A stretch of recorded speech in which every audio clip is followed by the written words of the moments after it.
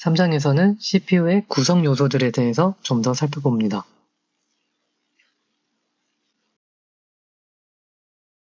CPU란 프로그램 명령을 해석하고 실행하는 역할입니다. 사람의 두뇌에 해당합니다. CPU는 크게 세 가지의 구성 요소가 있는데요. 연산장치와 제어장치와 레지스터입니다. 연산장치는 실질적인 계산기 역할을 한다고 보시면 됩니다. ALU라고 불리는 산술 논리 연산장치가 있어서 사칙 연산이나 AND OR 같은 논리 연산을 담당합니다. 그리고 제어 장치는 CPU의 매니저 역할을 한다고 생각하시면 됩니다. 명령어를 해독하는 기능을 갖고 있고요. 제어 신호를 해당 장치에 전달하는 역할을 합니다. 여기서의 제어 신호는 이전에 배웠던 시스템 버스의 제어 신호를 의미하고요.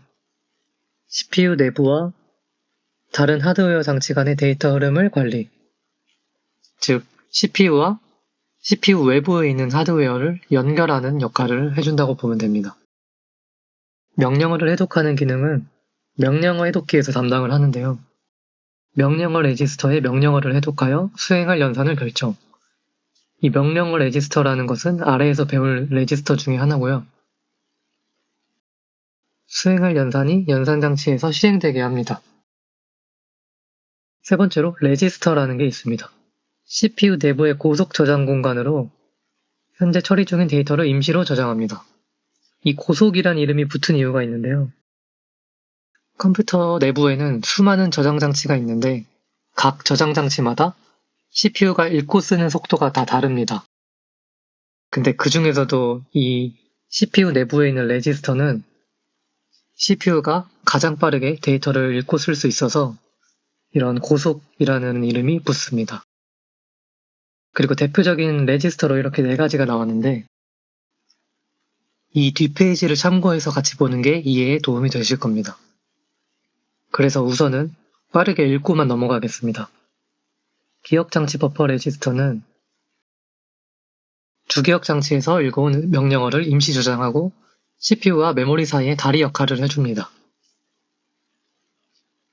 기억장치 주소 레지스터는 명령어 레지스터에 저장된 명령어의 주소를 저장합니다.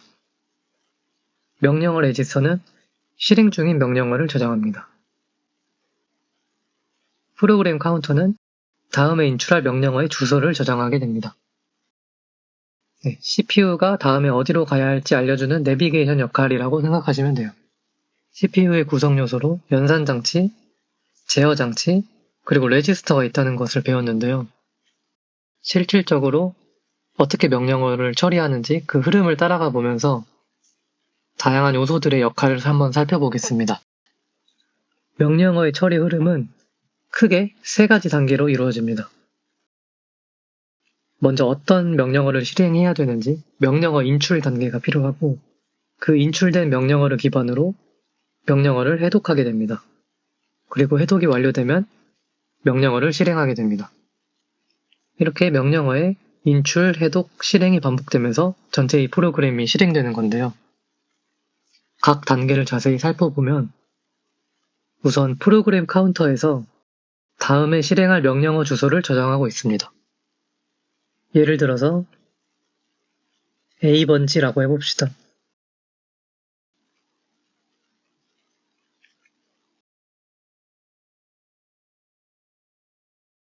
그러면 프로그램 카운터에서 A라는 주소값을 가지고 있게 되고요.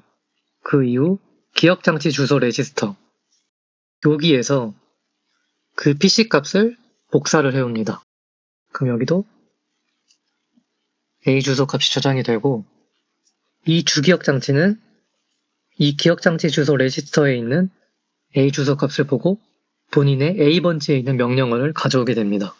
그래서 주기억장치에서 읽어온 명령어를 기억장치 버퍼 레지스터에 임시 저장합니다. 명령어의 예시로 2와 3을 더해라는 명령어가 있다고 가정을 해봅시다. 그럼 이러한 명령어가 기억장치 버퍼 레지스터에 임시적으로 저장이 되게 되고요.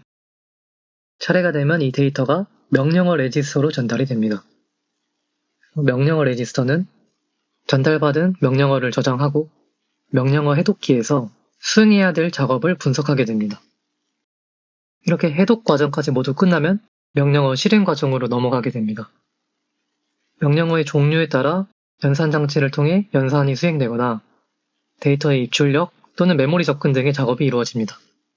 명령어에 대해서는 뒤에 좀 더 자세히 배울 건데 지금은 쉬운 예시를 위해서 그냥 2와 3을 더한다는 예시를 들었지만 사실 이 2와 3 자리에는 또 다른 주소값이 올 수 있어요. 그럴 경우에는 그 주소값에 있는 값이 뭔지를 알아내기 위해서 주기억 장치에 한 번 더 접근을 해야 됩니다. 여기서의 메모리 접근은 그러한 접근들을 말하는 것이고요. 그래서 실행이 끝나면 실행 결과를 레지스터 또는 주기억 장치에 저장하게 됩니다. 이제 모든 명령어의 처리가 끝나게 되면 프로그램 카운터를 갱신해야 됩니다. 잠시 이전 페이지로 돌아가 보면 프로그램 카운터는 내비게이션 역할을 한다고 했었습니다. 다음에 인출할 명령어의 주소를 저장하게 되는데요. 쉽게 말하면 CPU가 내가 지금 어디까지 실행을 했고 이제 어디를 실행해야 되는지 알려주는 역할을 프로그램 카운터가 해준다고 보시면 됩니다. 그래서 현재 명령어가 끝난 뒤 다음 명령어의 주소를 프로그램 카운터에 저장하게 됩니다. 그리고 이 저장된 값은 다시 처음으로 돌아가서 그 다음 명령을 실행하는 데 쓰이는 거죠. 네, 이런 식으로 대략적인 명령어의 처리 흐름을 파악해 두시면 좋습니다. 참고로 명령어 실행 과정에서 명령어 처리를 할 때 추가적인 메모리 접근이 필요해야 될 경우도 있다고 말씀드렸잖아요. 그때 참조해야 될 메모리 접근을 위한 주소값들은 전부 기억장치 주소 레지스터에 저장이 됩니다.